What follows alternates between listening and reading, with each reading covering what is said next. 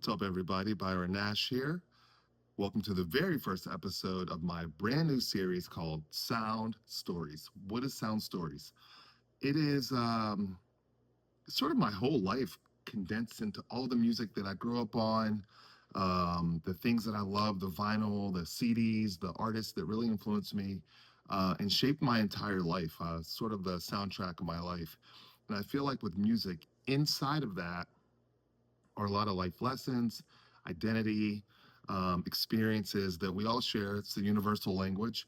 And this is my way of sort of pulling it all together and sharing a bunch of things, whether it's music history, my experiences as a music journalist, as a musician, a fan, and then where are the life lessons kind of tied into all of that stuff. So, episode number one, a little shaky, a little nervous, but I'm also really, really excited. And I'm just going to riff and just kind of vibe out. And, I have a new music space, so I wanted to share it with everybody. But a lot of people say, Byron, who are your influences? Who are some of your early influences? And I'd have to start here with Maggot Brain, Funkadelic. When I was young, my mom would drop me off at the babysitter's, which was my auntie, and I would cry when she would go to work. And my auntie, she still tells this story to this day.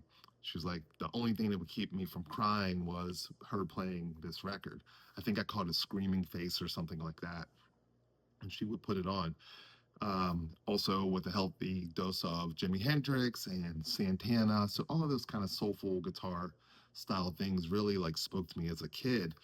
And it's interesting because a lot of it is how I play music now. Like that, if I had to pick one style or one artist, I'd say Eddie Hazel, and then it spreads out. But that is probably the foundation of how my playing could be easily identified without me trying to rip them off or anything. But also, there was another component, being a kid with a wild imagination. My mom had a crazy record collection, and she would let me sift through it. I mean, I think she could tell that my interest was there from a very early age. So this Parliament record right here, Mothership Connection, um, I was excited and I was intrigued and terrified all at the same time. I'm like, who is this creepy, crazy looking dude getting out of the spaceship? He's got these boots on, he's got the makeup, just otherworldly stuff. But it was sort of my intro to vibrant imagination, and then the music on top of it. And then there was sort of like a comic book theme, the way that they did their art. George Clinton, P-Funk, it just really impacted me. And it was me being able to see Black people in a different light. I mean, I was young, so I didn't really have any, concrete way of how I viewed it. But to me, we were kind of like these Egyptian outer space, creative beings. And that really stuck with me through my entire life, which is probably why I'm a little strange in some ways to some people. Um, but I really thank my mom for that. And what's interesting about P-Funk and George Clinton, all the things, like the one, the funk, the blending of rock, guitar with soul, how they started out as doo-wop, and then it kind of went off the rails and turned into what we know as like Parliament Funkadelic. And many, many years later, I was working as a journalist at a magazine called Rock and Roll Reporter, and I had this opportunity to interview George Clinton. I was ripe as a journalist. I was like new to the game and couldn't have been more excited about doing this thing. So P-Funk was playing a show on Saturday. We had a deadline on Monday, and the interview was supposed to happen on Friday. This was like late 90s. George was kind of going through the substance thing pretty hard, and just, staying afloat. And this was me really getting my feet wet in the industry. My boss was trusting me to set it up with the interview or the PR person, the publicist. And we get it all set up, and I'm going to talk to him on Friday on the phone. And then I was going to drive to Erie, which is 2 hours away. I'm from Pittsburgh. To go to the show, I had a photo pass. I was going to be able to be backstage. And then I was going to interview him, and then on Monday, write the story and get it to press. And I'm calling the hotel over and over. I mean, I probably called for like 2+ hours. No answer. He never answers. So I call her back. I'm like, hey, he never answered. And this is all pre cell phone. She's like, oh, let me check with him. Give him a call now in 15 minutes. And I just keep doing this. It gets to the point where I'm like, I have to go pick my son up. I can't wait any longer. I'm not going to be able to do the article. My boss gives me the green light to go home. It is what it is. So then I don't go to the show because there's a snowstorm supposed to happen. And because the interview didn't happen, I was nervous about traveling 2 hours and then maybe something falling through. No fault of the publicist. It was just like my instincts. So Monday comes around and she calls and says, hey, what'd you think of the show? Did you have a good time? I was like, oh, I didn't go. And she was like, oh, well, why? I said, oh, well, the interview never happened. And she was like, well, why didn't you call me? I was like, oh, I did call you. And she goes, you did? I was like, yeah. You called me past the times that we talked? I'm like, yeah. She said, how many times? At this point, it's like 3 days later. I don't know. So I said, 4, not really knowing. And she goes, you called me 4 times? I said, yeah, like reluctantly. And then all of a sudden I hear like this intense typing going on in the background. And I guess she had some type of phone log. And she said only called 3 times. And she ripped me to shreds. I mean, she kicked my ass all over that phone call about accusing her of not following through, me not knowing how many times I called or didn't call, um, almost sort of like I was blaming her for him not answering the phone. I wasn't blaming anyone. It was just me not taking the risk on taking the drive. But I should have, one, known how many times I called, two, said it in a different way that was better, so it wasn't seeming like I was putting it on her. And that right there, I mean, you want to talk about a life lesson in keeping everything tight, following through, being organized, um, accountability, and going above and beyond, all the things. She was sharp as a tack. Her name was Marcy. I still remember to this day.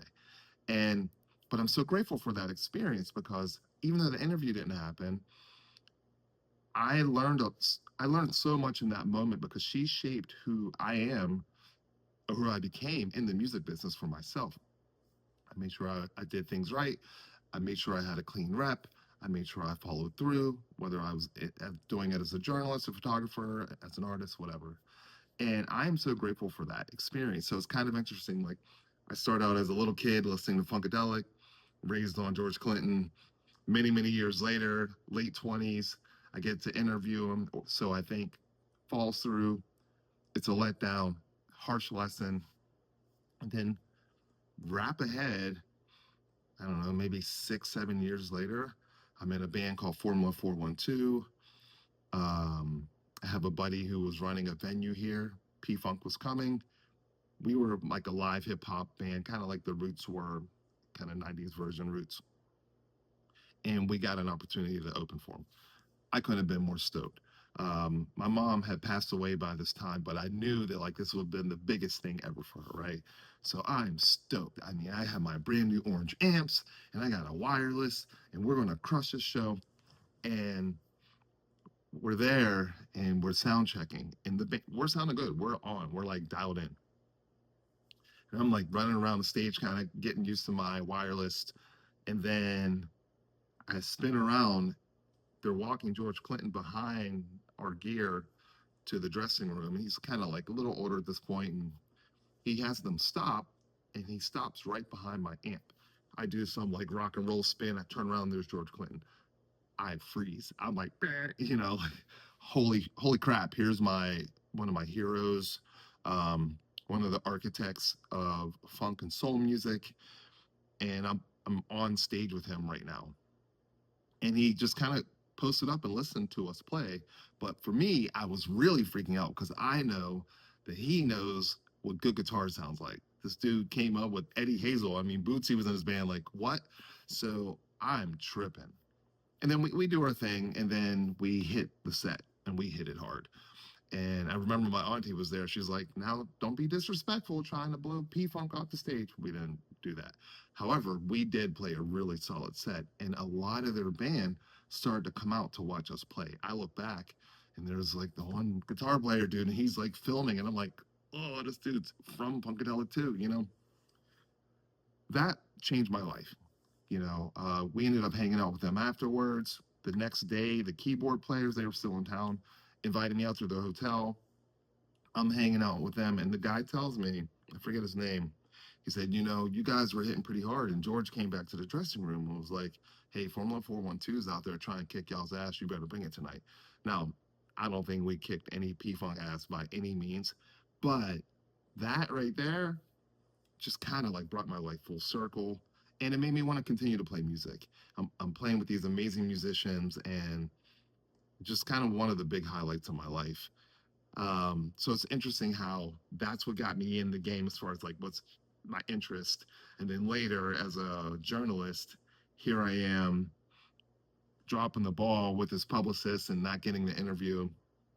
And then years later, being able to play music open for him. Also, we got to open up, same band, open up for Bootsy Collins, another full circle moment. So I think all of those things really, music is the universal language, and it's the thread. And so if I were to say one artist that's really impactful to why I even play music, it would be George Clinton and P-Funk and Eddie Hazel, like the whole kind of P-Funk universe. Yeah, and I also want to share with you guys that I have this really awesome picture disc set of 4 Funkadelic records that it's all CDs, freaking awesome. Super, super, super cool. So that's my P-Funk George Clinton story. And what I'm going to do with these episodes is in the last 30 seconds, I'm going to pick up a guitar, play something that's in the vein of that artist. I'll either like do a cover of it, or I'll do my version of the style of which I think their influence is. And yeah, that's it. So that's the beginning. This is episode number 1. Thank you for tuning in. If the sound is a little weird, I just moved. I don't know where my little microphone joints are yet, but it will improve over time. But I just want to thank you all for tuning in, and stay tuned. I'm going to start out bi-weekly so I can get the episodes together. And then if I'm on a good roll, it will become a weekly series. If you like it, please subscribe. That really, really helps. And I'm going to be covering everything from P-Funk, Hendrix, Slayer. This is actually Gary Holt from Slayer's guitar. That's for another episode all by itself, guys. But I want to thank you guys for coming. My name's Byron Nash. I have a band called NASH.V.ILL. We're not from Nashville. We're based in Pittsburgh. Check us out online. Yeah, thank you for tuning in to the first episode of Sound Stories. Peace.